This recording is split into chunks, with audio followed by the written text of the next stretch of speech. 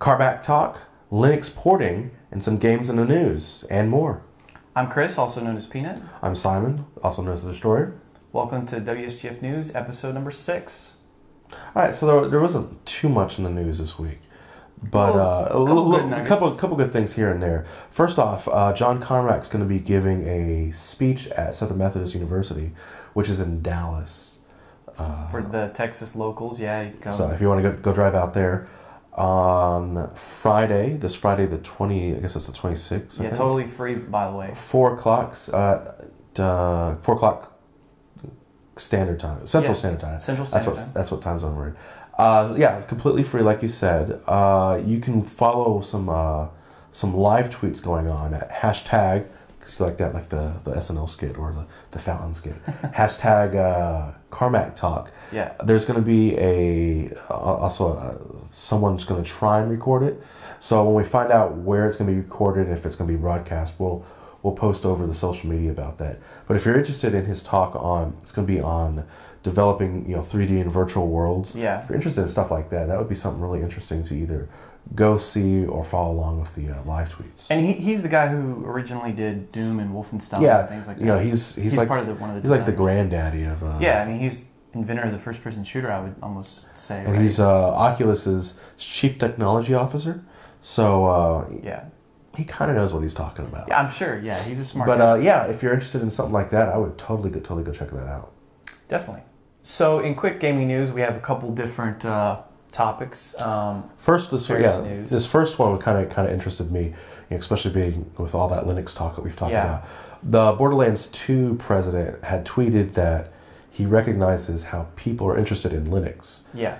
And how people are interested in having Borderlands 2 on Linux. And so he said that he would talk to his developers, but just even seeing the interest in Gearbox with Borderlands 2. That means that Linux news is getting, development's getting more and more popular. And we've talked about that over the past weeks, how there seems to be this push for Linux, especially with the OpenGL. Definitely getting more popular.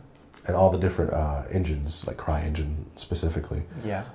So that's really interesting to see. We'll keep you guys updated on more Linux news. The other thing, switching gears here a little bit, Sony sold all of their SquareEnix stock. That's true. And they've had that for quite a while. Yeah, it seems like long time. I mean, I remember when Square merged with Enix, and then they became the whole merged franchise, and Sony's had a vested interest in a lot of their games. All of the Final Fantasies were on were on PlayStation. So now they're on dual consoles, but I remember originally, the first 7 was PlayStation 1 only. There were a couple other ones that were PlayStation only. They're on both now, but that's kind of big news because we may not see Final Fantasy on PlayStation anymore. Or solely on PlayStation. Or solely on PlayStation, right? We may see it on all consoles. On everything, yeah. Yeah. So, again, all this is little quick blips of news. Hasn't been much that week, but we'll keep you updated on that. The other thing was really interesting was the Garry's Mod 2 virus. Yeah, the Garry's Mod 2 virus. So apparently what was happening is you'd log onto a Garry's Mod server and you would download a DLL, much like, if you have server modifications or anything like that. You would download the files. Yeah. Anyone who's played Half-Life 2, I'm sure many games that are moddable. And so what it would be is this DLL, and you would get on a server and just start displaying like a cough sound. You just cough, like you're sick or something. And it would also go a step further and message everyone on your Steam friends who was online at the time, saying cough, cough, or they would say, Vin will fix it. Now, it's been fixed. It was promptly fixed. But it raises that question of, how much should we allow servers like that to just put stuff on our computers? Yeah, because you're downloading information from the server, the modification files, and who knows what they're putting on there. You naturally assume that it's all not harmful because you're connecting to a server that people play video games on, but it raises the question like, well, what am I opening myself up to? What are you actually downloading? Yeah, that's something to just, I guess, stew on. I'm glad they fixed it. Yeah. That's a pretty big vulnerability. Something else kind of interesting in the news today, the Gameboy turns 25 years old today. I've got like two, just thinking back, I've got 2 Game Boys on my desk right now. I've got my old gray brick, missing that screen, you know, always, that screen is unglued. But. It makes me feel so old. You know, I remember owning a Game Boy and playing Tetris on it. Tetris was where it's at, you know. Yeah, that was the original. And then, you know, playing some of the Marios and things like that. That was... The most famous, the Pokemons and all that. Yeah. You know, handhelds have come a long way. You know, now we use our phone and our tablets and things like that. But original OG was the Game Boy. Old school, that's right. Yeah. So, happy birthday to the Game Boy. The last thing, something I thought was kind of interesting is that there was this article posted, and it's more speculative news, but the processing for the NVIDIA graphics chips, they're talking about the 20 nanometer processors, which was supposed to be for this gen or this upcoming gen of NVIDIA cards, the 800 series cards, the 870 and the 880. They were saying that NVIDIA is having a lot of problems with developing on the 20 nanometer wafers because the price to performance ratio is not as beneficial as it's been in the past. Yeah.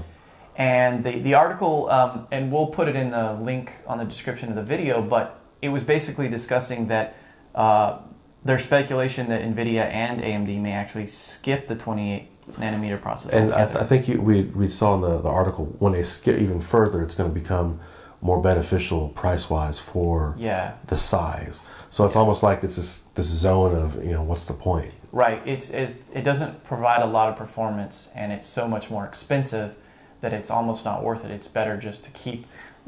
The rumors are that the new NVIDIA graphics cards that come out this year will be the same, based on the same technology that the 600 and 700 series were, and that on the next gen, NVIDIA will skip the 20 nanometer and go to a even smaller, which will provide a much better price to performance ratio. And the assumption is that if NVIDIA does it, then AMD will do it as well. It's just kind of interesting to think because typically, you know, I've been primarily an NVIDIA user, but I mean, I use both cards, but both gens of cards do this tick-tock where the first gen will be a little bit bulkier and hotter and heavier, and then the next gen will be a little bit smaller and lighter and quieter and cooler, and so we see that back and forth. So this gen we may see we may see big, small, and smaller. So MSNBC had 2 famous game makers, Rand Miller and Kevin Levine, you know, Myst and Bioshock. Bioshock Infinite and all those others, talking about violence in video games. You know, is violence in video games causing more violence, or you know, is it a bad thing or a good thing? And you know, I expect this. They're saying violence in video game is a tool, and it's not necessarily causing more violence. It's just it's a newer medium. Yeah, and they were discussing how that. You know, people from the outside, they brought up in the video, we'll link the video, they were discussing how people in any new form of media who don't understand it or don't use it instantly get defensive and kind of, you know, say, oh, well, this isn't a good form of media because it's XYZ. The example they gave was like romance novels. When romance novels came out, everyone freaked out and said, well, women are going to read romance novels and then cheat on their husbands. Yeah. You know, the same thing happened for rock and roll music. Yeah, rock and roll's the devil. Rock and roll's the devil. No black out the top and bottom so you can't see hip shaking. Right. Over-sexualized and everything. And so this is the same argument again. You know, people don't play video games. It's a generational thing. You know, it started with the Nintendo, and I think there's a disconnect between the older generation and the younger, but now aging generation.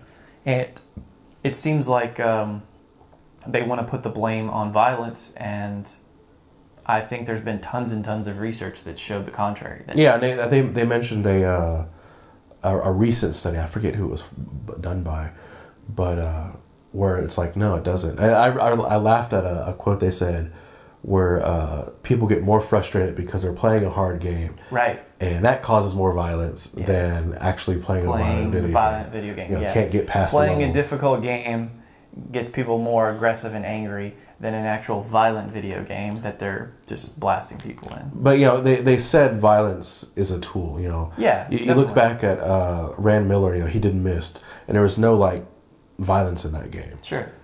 And, you know, it's just one of many tools in their toolbox that they can use to evoke emotion. You know, games are a interactive medium. You know, we've had movies and we can kind of relate to the characters, but at this point you are the character. Yeah. And you have a deep connection with the storyline. Definitely. So it's no different than watching a Shakespeare play and, you know, Etude Brute or you know, else, even like a movie. Game of Thrones is one of the most super popular shows on television right now. It has violence, but it also has you know, love and betrayal and, you know, lots of emotion. And I mean, I think, like you said, violence is just one tool in your toolbox to tell a story. You don't have to use violence, like in the case of Myst, but a lot of games do. And it's more about the experience and the immersion of the game than it is just about the one particular kind of tool that they use.